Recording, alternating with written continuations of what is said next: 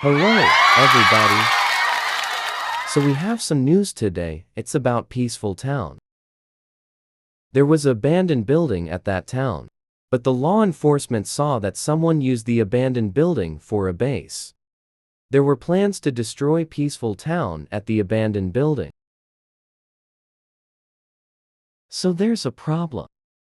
We are trying to find photo and video proof about the plans in the abandoned building. But for some random reason, they were deleted. Now to the weather. It's going to be 79 degrees Fahrenheit in Vauxhall City.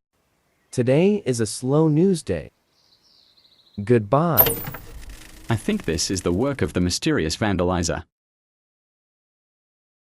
I'm going to tell it AA4 what I saw on the news.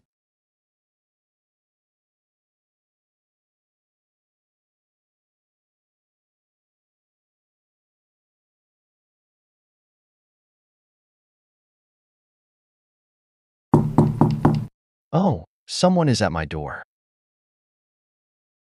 Hey, I'm going to tell you something. Okay.